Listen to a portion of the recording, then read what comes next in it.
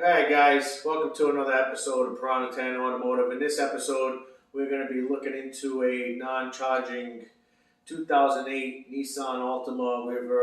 They've already replaced the alternator, and it got towed here from the dealer where they're looking to replace another alternator without specifying their findings. So let's jump in here and check it out.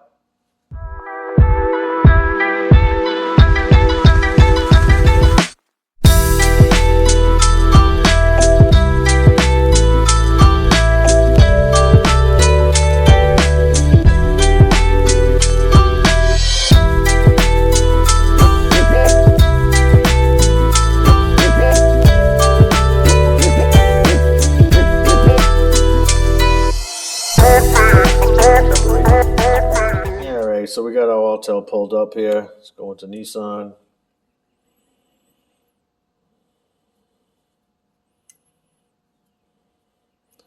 Let's go diagnose by system. And let's do a full auto scan. And this will take a second, so we'll cut out here and save my time some editing time. So we'll let it run through its thing and see what's going on. Alright, so we got 12 fault codes in the BCM. Let's take a look there, see what's going on here.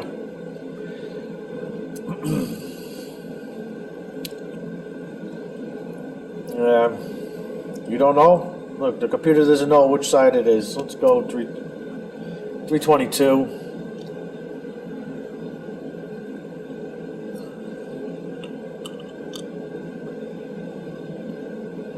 Anybody know where to look that up? Leave me that in the comments.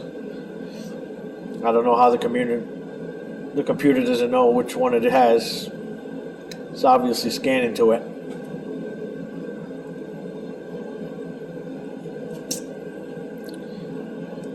I've already looked at both of them, so it doesn't matter. Everything comes up the same.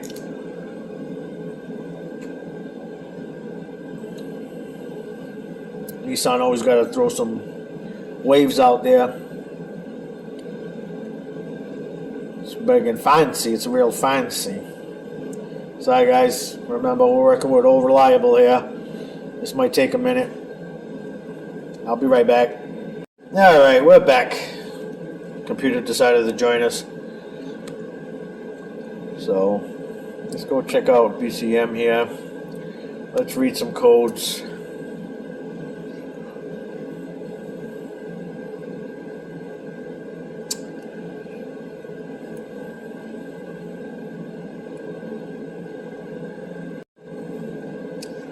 Alright, we look like we got a lot of past codes, past, current, tire, flat tire, current, no data. Why would you give me data? Past and past. So we've got two current codes, one with no data, one for the tire, so no help there.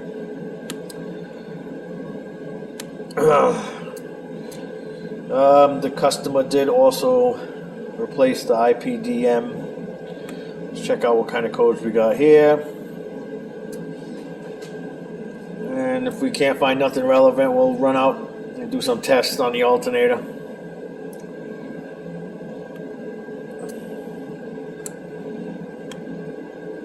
And everything in the IDPM is all past codes, so no current codes there, nothing relevant to what we're looking at here. So we'll clear all these codes, do a quick erase here. We'll start at the top, hit a quick erase, erase everything. We got no help here. Pass no faults, pass no faults, pass no faults, and ABS, pass no faults. So looking like we have no hard codes. So let's go take some tests at the alternator to see what's going on.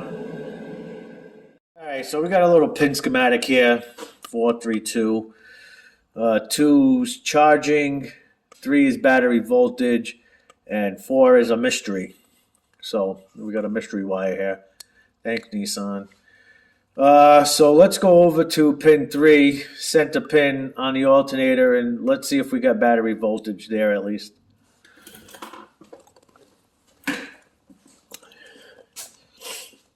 All right. It's hard to see down there. It's in the dark abyss there, but you can see we've got our self back probed, into pin 2, I believe I said. And we're up, connected to our multimeter. Let's turn this bad boy back on. Get the glare out of there, guys. Try to get the glare out. There we go. All right, we got our ground. Got our jump box hooked up. Doing some diagnostics. Need full battery juice. We'll turn it off for this test. Hang this out over here for a minute. So, let's see what we got here. Got our test lead on negative.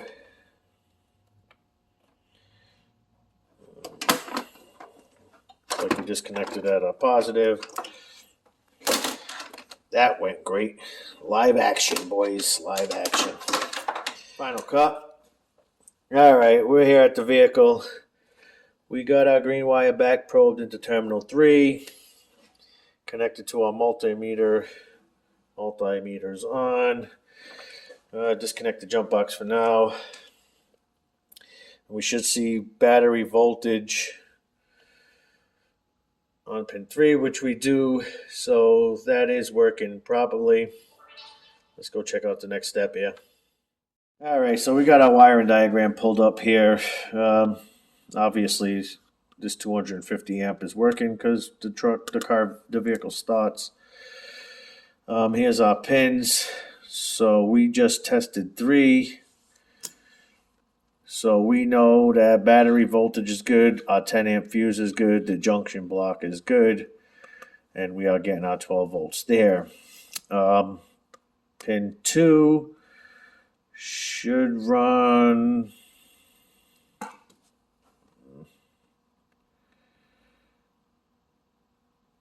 combination meter. This should be our lights on the dash. We know that's working because we've got lights on the dash telling us our charging system is no good.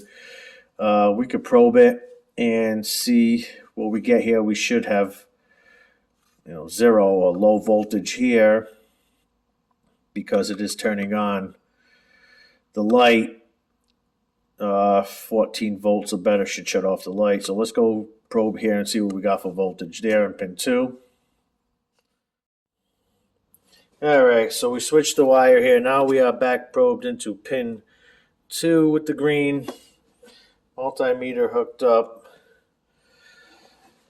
Jump box is going to stay on for this one. I'm not trying to kill the battery, plus I want to see what the voltage is coming in. And start the vehicle up.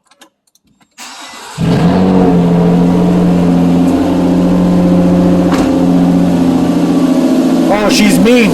Woo, she's mean. Alright, we'll get our ground going.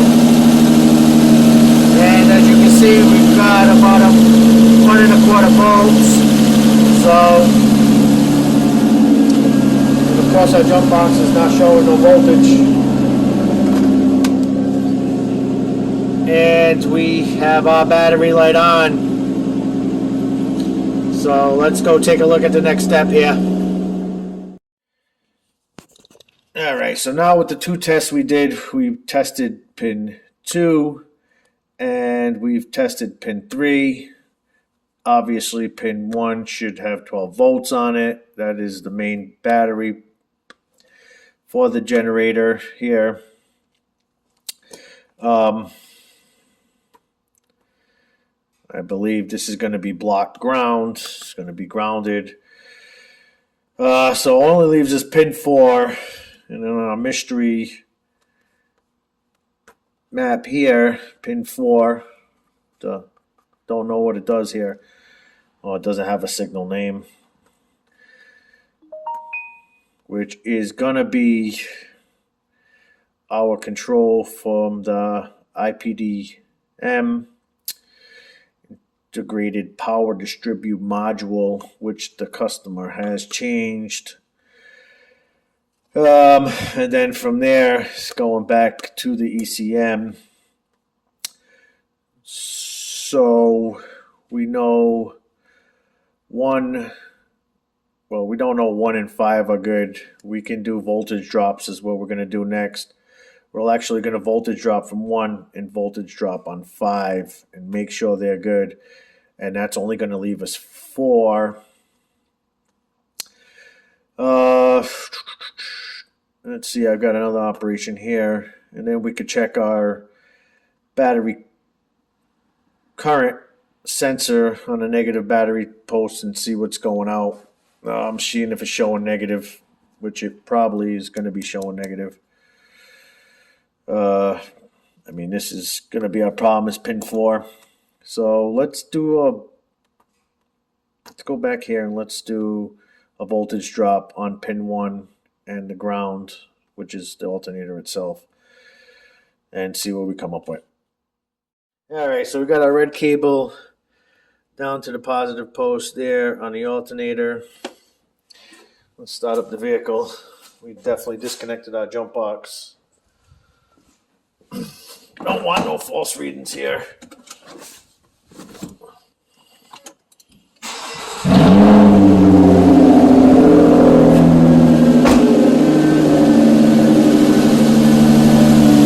Turn on our multimeter here. Alright, so if we go to the negative, we should see battery voltage. It should actually see charging, but it's not working.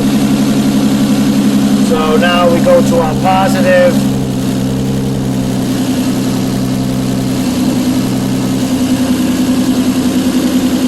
And you can see no voltage loss. Let's just move it around here. Make sure. And no voltage loss. Let's do the same thing on the ground. See what's going on there. Alright, so we got our black wire here running down there. I don't know if we can see it right about there. Connected to the casing through the multimeter. We'll connect it back to ground. Let's fire up this beast. Whoa!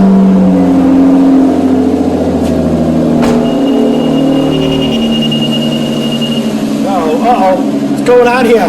Fire alarm. Ah, shit. Still on. Well, maybe it fixed itself. Alright. And make sure we're making a good contact here in the battery. Got a little bit of, looks like paint on it. Sorry, guys. Yeah, it looks like we got a good contact and we've got 0 on the ground side, so no voltage drop. That's pretty damn near perfect. Got perfect ground and perfect positive. Sus. But we're gonna have to believe what the reading says. Let's see what else we got. All right, so here we can see how the system operates.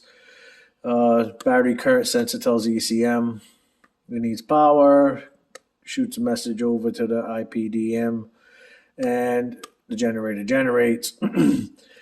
So what we're going to do now is we're going to check, just for the hell of it, the battery current sensor.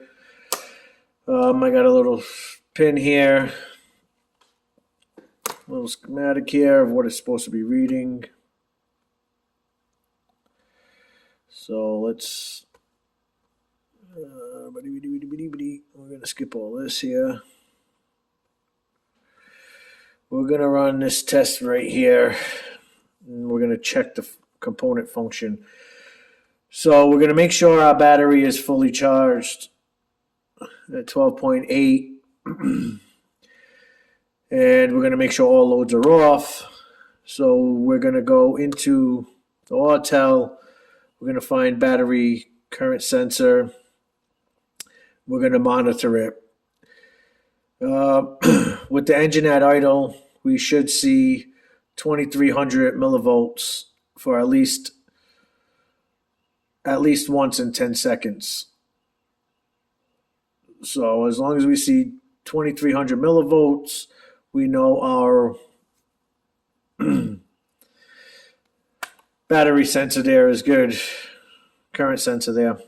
So we'll know our battery current sensor is good. And we'll move on to the next step. So let's go check out this battery current sensor here and see what's going on. All right, so I charged the battery overnight. As you can see, we got 12.9. Let's go in the car and check our current sensor. Alrighty. Set up to live data. Custom list. I believe it was towards the end.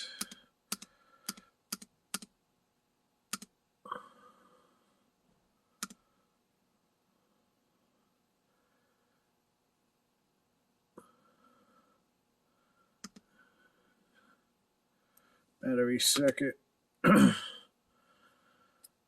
Battery current sensor. All right. Got 23. We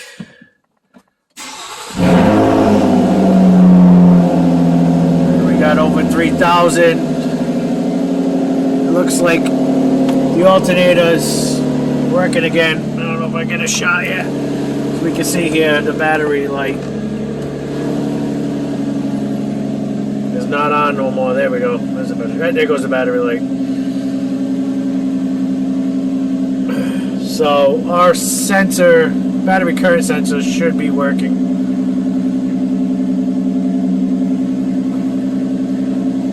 We'll regraph that one more time. 24, 25.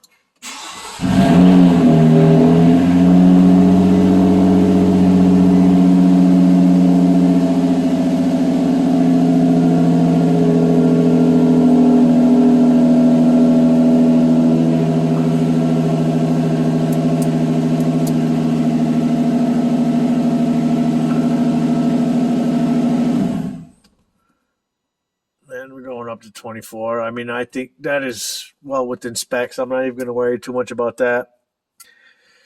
Yeah,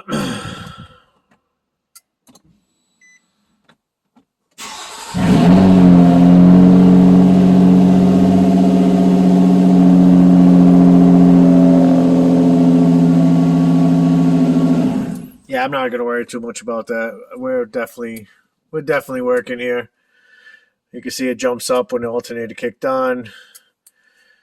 Jumps into the 23 range. I think we are good. We've seen 23 at least once. So we're good here. Let's go see what our next test is going to be. All right, so our next test is going to be on the mystery wire. What does the mystery wire do?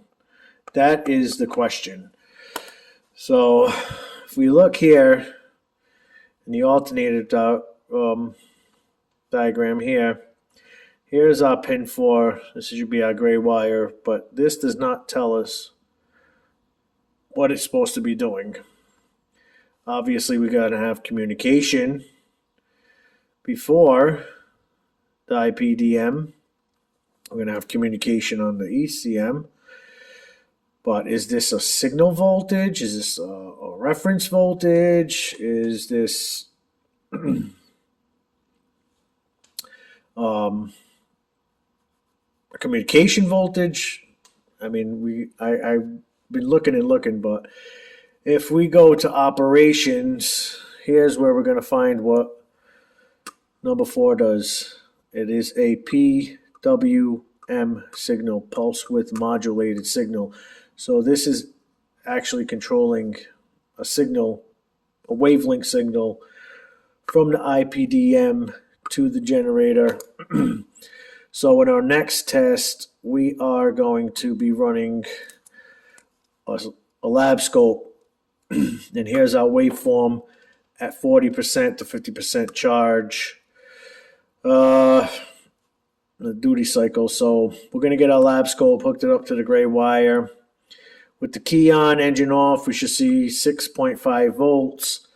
And with the key on, engine running, we should have a duty cycle signal, so something looking similar like this, coming out of the IDPM and heading to the alternator. So let's set up the lab scope and take a look at what's going on here. All right, so to check the signal wire coming from the IPDM to the alternator, I had to order a lab scope. I didn't own one. I got this one here from Hantak. Seemed like a great value, 8-channel scope. Looks like it could do basic functions. A customer was great enough to let me, hold off on the car for another, 3-4 days till I got my hands on one. So I just got it in. Let me take a look and see what it's all about. We'll hook it up and check it out. All right, so we got the Hantak, hooked up to the PC, got it all downloaded and ready to go. And as you can see, we got some vehicle diagnostic stuff here. Ignition, sensors, CAN bus data, I would imagine. Engine controls, startup, ignition. So let's take a look here. So we can, I would believe this is like a quick link where it's already going to set it up in the format. We have circuit testing with alternating current, the ripple, and what is that, diode? Yeah, we don't have a diode. This is going to be more like a CAN bus signal or sensor signal. Relative compression with petrol. A lot of quick links here. Looks like ignition, sensors, camshaft, crankshaft correlations. Looks like here. So so far pretty good. I'm not gonna lie. And then we got our basic oscilloscope here. The one thing I don't like is it starts us off with every single channel lit, so we have to manually shut each channel off. Well, actually, I got on channel 1, so we're going to leave that one on. But so far it looks pretty good. So let's set this up and see what's going on here.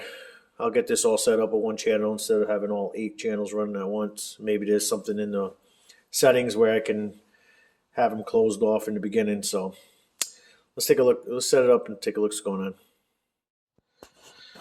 All right, so we've got our red lead from the scope down into the gray wire there, back probe down in there. And then we have our black lead directed to ground. We are running on channel 1. So let's go take a look at what's going on with the scope. All right, so I've been messing around with this for a little while. It's very laggy and very slow. I don't know, technical support's out in China. But anyways, we're supposed to be seeing a waveform from 6.5 to 0, which we are not. Let's see if we can get it running here. All right, and this is annoying as hell, because every single time I turn this on, I got to go to every channel and shut it off. I got to look for a setup here. Again, you get what you pay for, guys. Don't forget, So, there's a reason why things cost more money than others. Oh, Lord. All right. Let's do this. Got to shut them all down.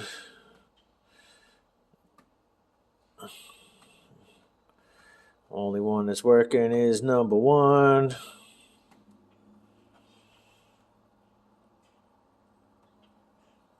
bring number 1 down here.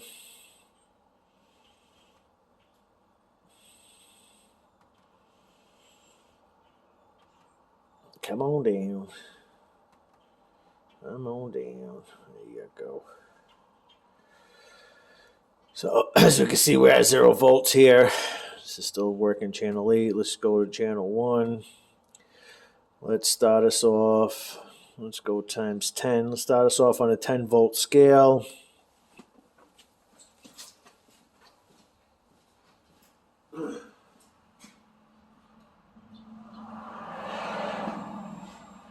Key on, engine off.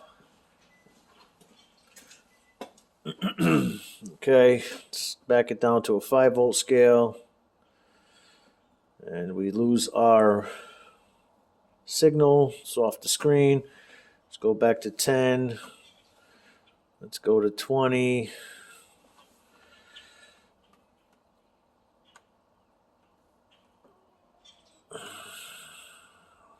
$30-something volts. We're not at 30-something volts. Let's go back to 10. Let's go back to 5. Let's go back to 1.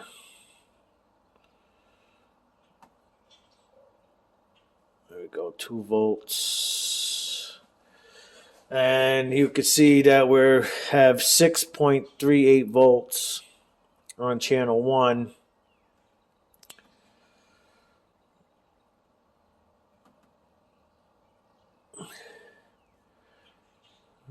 All right, that's a little better. 5 volts sounds good.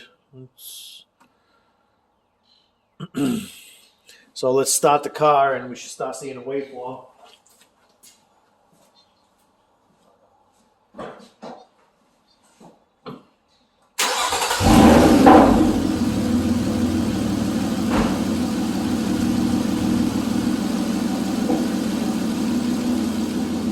And as you can see, our waveform doesn't change. We can try to zoom in here. Let's bring this more towards the middle. But we have not moved from 6.38 volts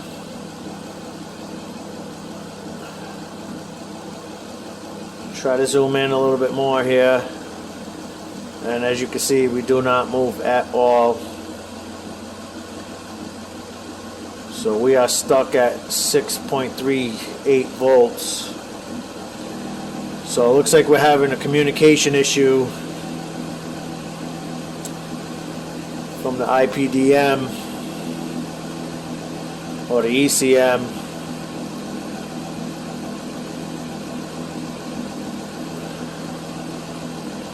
So we're going to have to look more into this. I mean, milliseconds. We pause this here. Let's bring up our toolbar and let's zoom in on this waveform. And as you can see, nothing. Absolutely no waveform whatsoever. I'm gonna try to unplug the connector and make sure that the alternator is not screwing us up. So we can continue playing, and we should have a waveform here, but we do not. So let's disconnect the connector and see what's going on. See if that's changed anything. All right, so now we already know all this. Pin 3, pin 2, our grounds, our blacks. These are all set. So we're going to have to chase this circuit back this way now. Back to the integrated power distributed module and back to the ECM. And then obviously if we have to go back, we have to go back to the battery sensor. But let's stay here and run here right now. So I disconnected here. Let's see if we have communication on pin 76 and connect to F10. All right, so we got the scope back hooked up. Straight coming out of the IPDM. And we'll hit ignition on and see if we get 6 volts.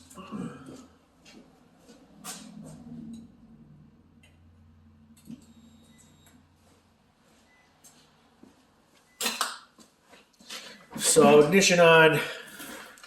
We get no voltage. So next we are going to check the gray wire here for short to ground or short to power. Because, I mean, honestly, everything that I've looked at, diagrams and stuff, doesn't really dictate if the signal is coming from the IPDM or from the alternator. So let's check the gray wire for short to ground, short to positive, and continuity.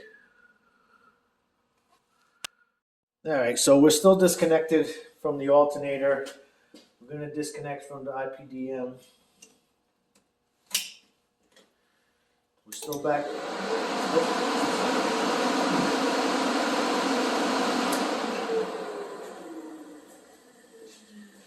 Keys off. So anyways, and we're going to back probe into the harness connector here. Let's disconnect this for a second.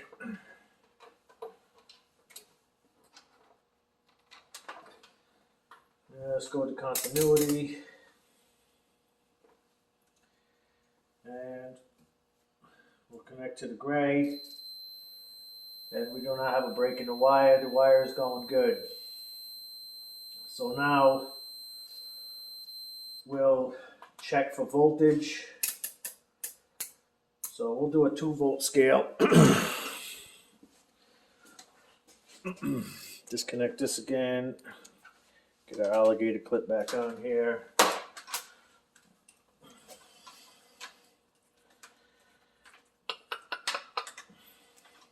All right.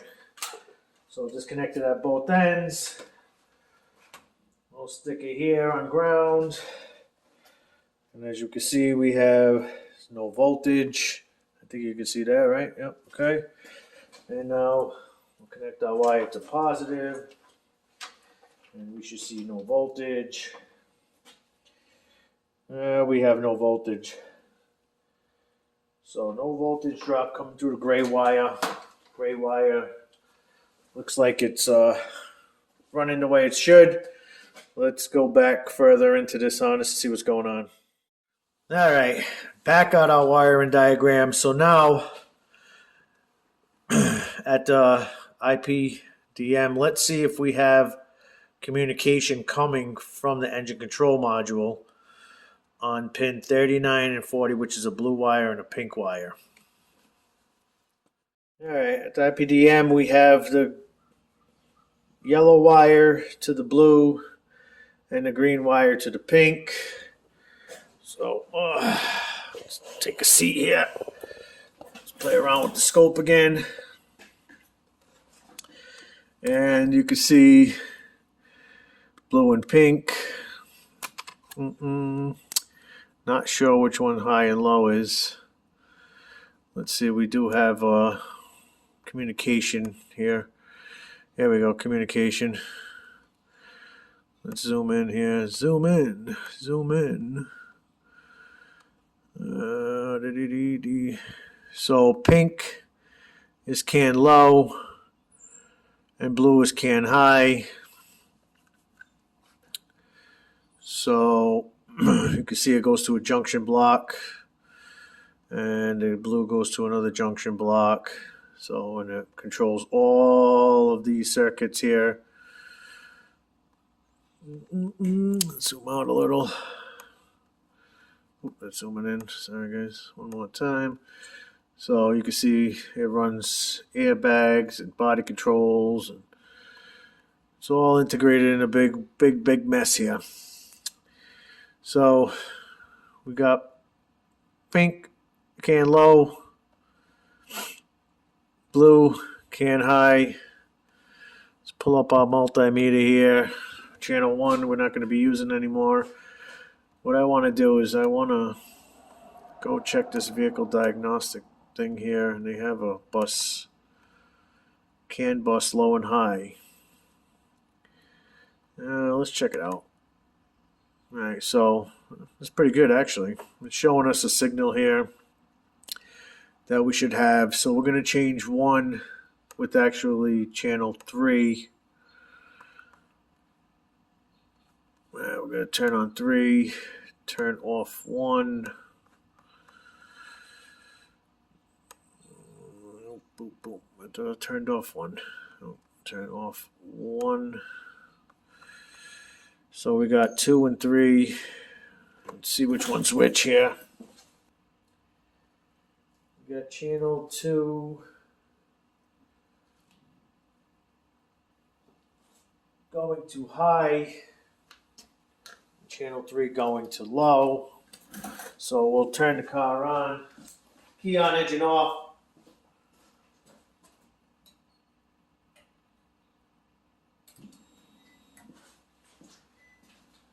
And you should see communication here. Communication is on 2. Where is our communication? Oh, somehow 3 is way up there. Oh, 3's right here, 2's down here.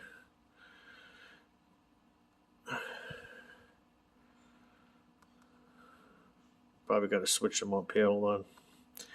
Let's play with this a little bit, guys. Brand new. All right, there we go. That's looking a little bit better.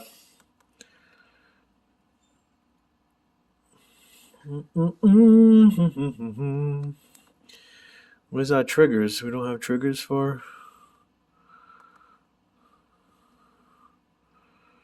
There it is. One trigger. We got to share one trigger here. So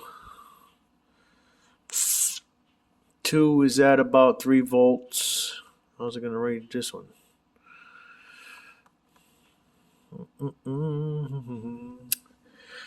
Let's see here.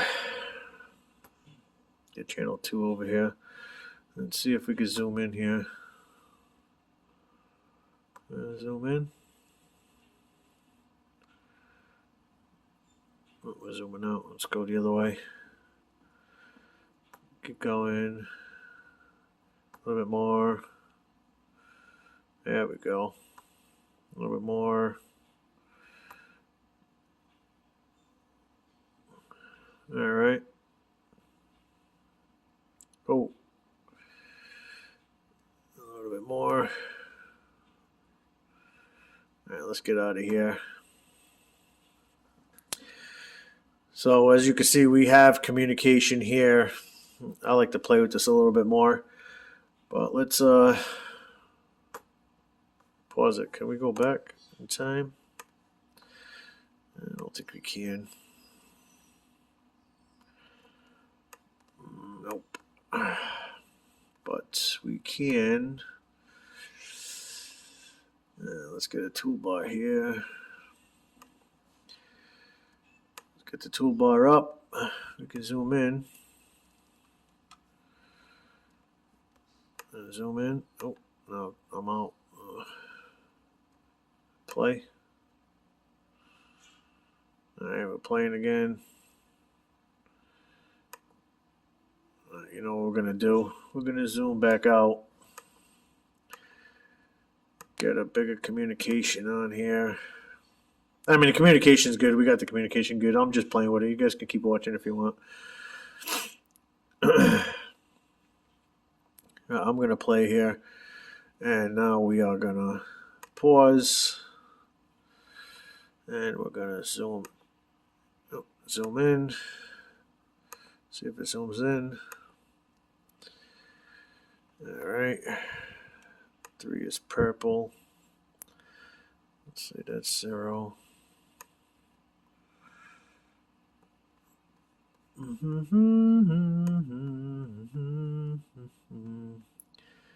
Let's see what the screen is. You can see we got green here. This is 5 volts, 6 volts, 3 volts, which I believe is correct. I mean, if we had communication problem from the ECM, we'd have a lot of modules out of whack, or at least something in our data link that would tell us, you know, we have a communication issue, but we have a good communication here. So I'm going to stop it here and continue playing with this a little bit. But see if we can continue playing. All right, so we have communication here. So there's a lot of things we could play with here. But you can see we have communication. Alright guys, it looks like we're done here. I've done every test I could think of possible. Went out and got an oscilloscope. Checked, our signal wires, pulse width modulated signal wires. We're stuck at 6.3, 6.5, something like that. The only other thing it could be at this point is going to be the integrated circuit inside the alternator. So after all this, it looks like we got a bad alternator. Going to let the customer know, see what they want to do. This is going to be the third one that they put in. Maybe we get a better quality one or something of that nature. If we do the job, I'll let you know how the outcome goes. Don't forget, if you want to follow along in this project or any other projects in the shop, hit that subscribe button. Follow Piranha 10 Automotive over on Facebook. Let me know what you think in the comments. Let me know what you think about this Hantak oscilloscope 8-channel. Again, for the money, I can't complain. You get what you pay for at the end of the day. I mean, it does its job. It's a little slow. It's a little wonky. You got to mess with it a little bit, but it does its job. Again, if you like my videos, give me a thumbs up. If you don't, give me the thumbs down, and we'll catch you on the next one. Peace.